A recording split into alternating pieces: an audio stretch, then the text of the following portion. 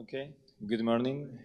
We will start now our last section, the last one. It's a big pleasure to introduce our first speaker of today, Alexandre Suzuki. Alexandre Suzuki from the University of Coimbra. And he will talk about some Markov inequalities related with double polyal sequence in its extension for Toeplitz matrix. Thank you, Alexander. So I'll talk about some recent results that I obtained working together with Kenner, and these results are extensions of some theorems of Markov. So I'm going to talk first about what Markov did back in the 19th century. So he started with a sequence of real numbers, and from that sequence he constructed the Hankel matrix, which has that form. And from that Hankel matrix, we can obtain orthogonal polynomials on the real line. If we have a result that says that if the Hankel matrix, this Hankel matrix is positive definite, if and only if there is a sequence of orthogonal polynomials which can be written in terms of those elements of that sequence. And if you also impose the condition that the matrix obtained by this one, by deleting the first column and the last row, is positive definite, then all the zeros of this polynomial will be positive.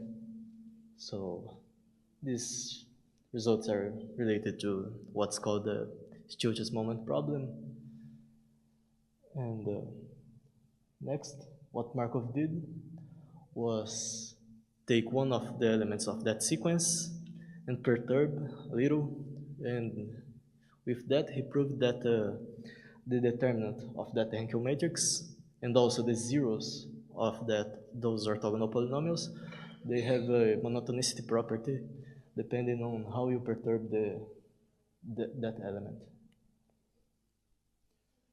Just some historical comment here is that the article where this was published was published and printed in Russian and was sold for around 15 cents, the equivalent of 15 cents of the United States dollar at the time.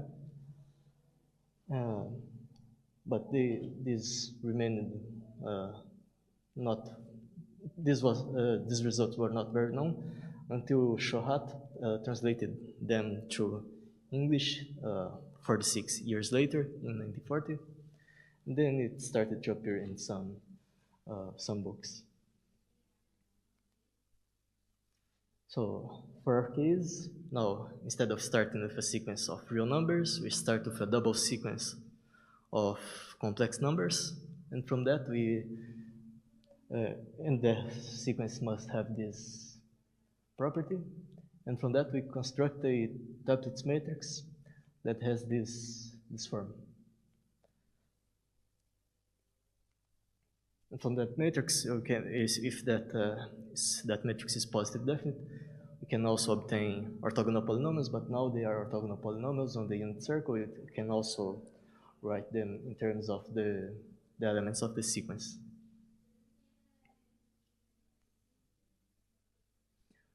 Okay, so some other things that we need to know first. We can, from those orthogonal polynomials on the unit circle and some parameter of parorthogonality with modulus 1, we can define the parorthogonal polynomials like this. And we can also define the kernel, the Christoffel-Darboux kernels, which is represented by this sum. And one interesting result here is that if you have a zero of the parorthogonal polynomial, then the zeros of this parorthogonal polynomial will be, of course, the zero that we took, and also the zeros of this kernel. And these zeros are simple and lie on S1.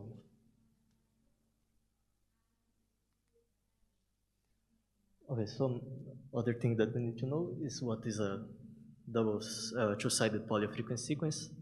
We say that a double sequence is a two-sided polyfrequency sequence if the infinite Toeplitz matrix that we construct from that sequence is totally positive. And that means that the minors of all orders are positive. Okay, so with those things in mind, we can start with our results. Again, we take one of the elements of that sequence and we perturb just a little so we can put the dependence of some parameter t. So the first results that we obtained were for determinants. Well, if we start from a two-sided polyfrequency sequence, then those Toeplitz determinants will have a monotonicity property depending on how you will perturb the element of that element of the sequence.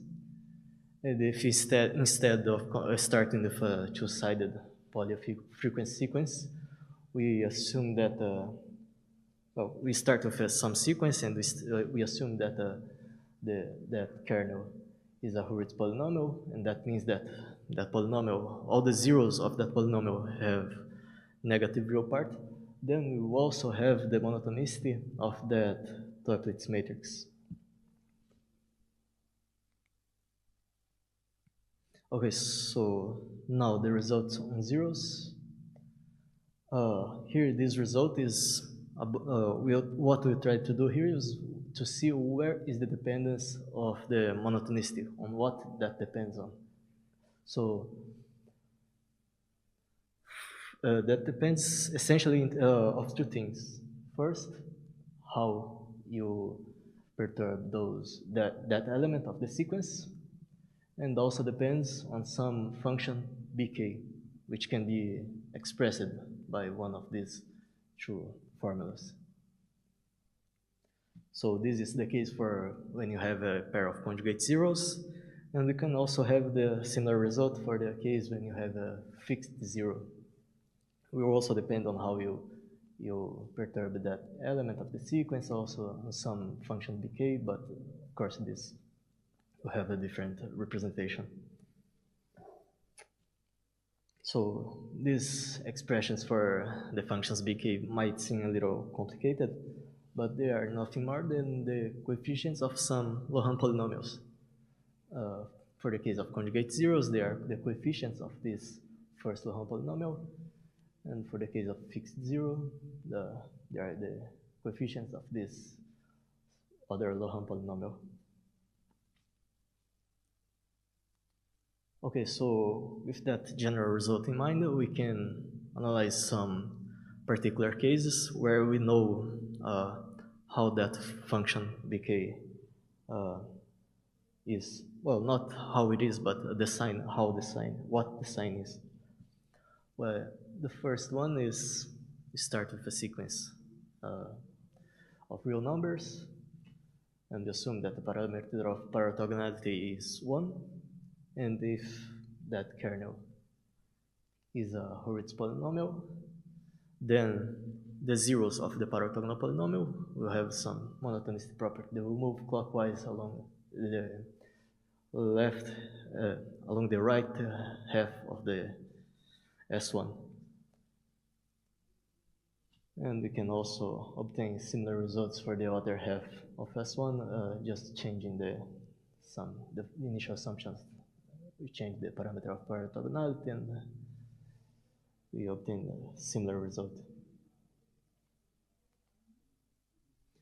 Okay, so now we can also obtain a result for when we have a two-sided polyfrequency sequence.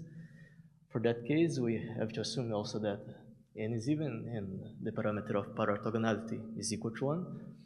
And again, we can obtain the monotonicity of the zeros. But in this case, we cannot obtain for all the zeros. We can only obtain for the closest pair of zeros to -1.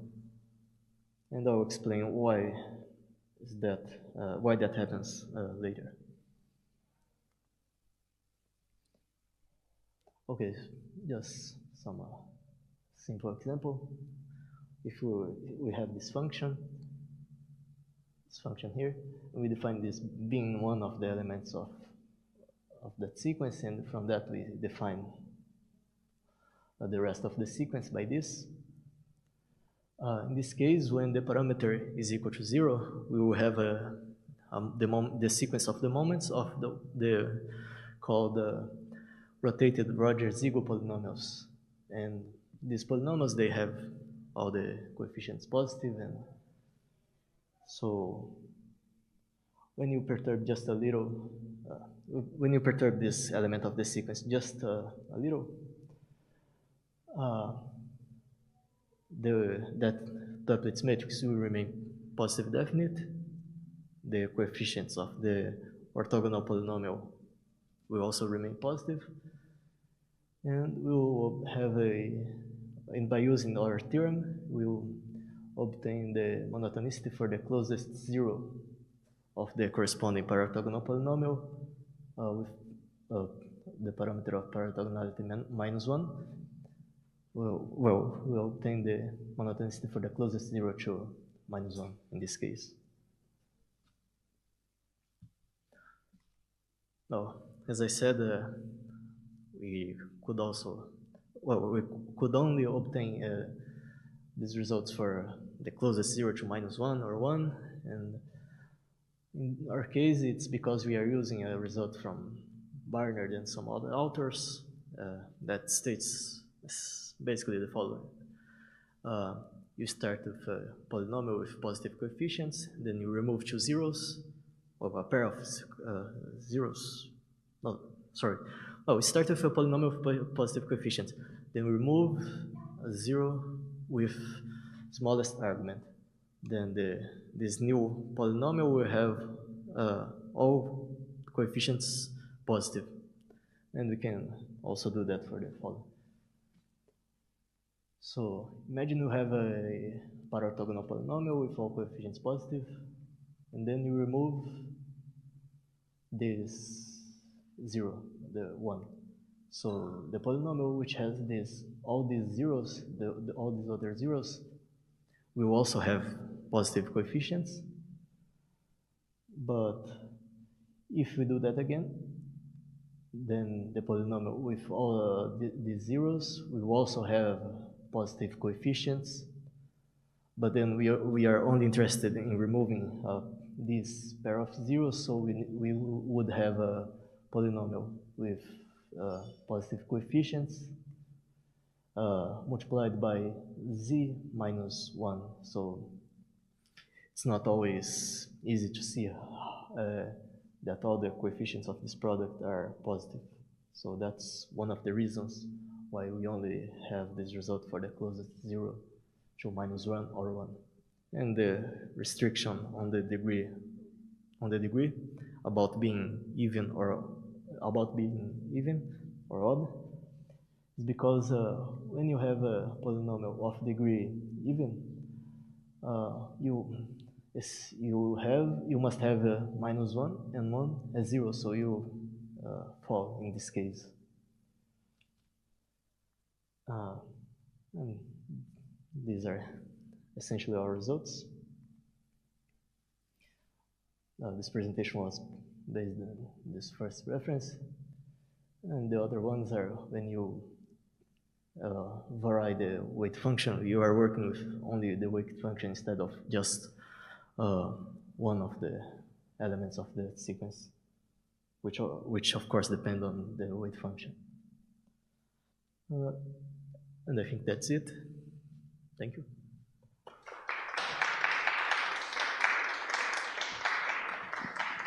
Okay, thank you very much, Alexander. Alexander worked in this proof during more than 2 years and presented this really fast, so I'm very happy to reduce 2 years of work in close to 20 minutes. Remark, questions? Okay. Thank you for the very nice talk. One of the assumptions in one of the earlier theorems was that you have positive definiteness for all t. Yes. And now my question is, can you relax it? So, for example, have only positive definiteness for t, let's say, in some interval, or do we really need all t's? Yes, Thank you. when we say for all t here, we are considering, well, it's not for all t's, saying we just want to know what happens in a small interval. So, yes, we are just making a small perturbation there.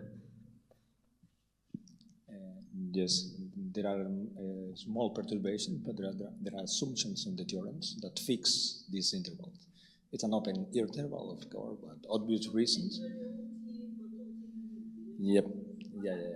But the conditions are essentially related with the positive define of the Toeplitz matrix, and indeed with the existence of the orthogonal polynomials on the unique circles and the parorthogonal polynomials defined through that polynomials. Okay, more questions and remarks?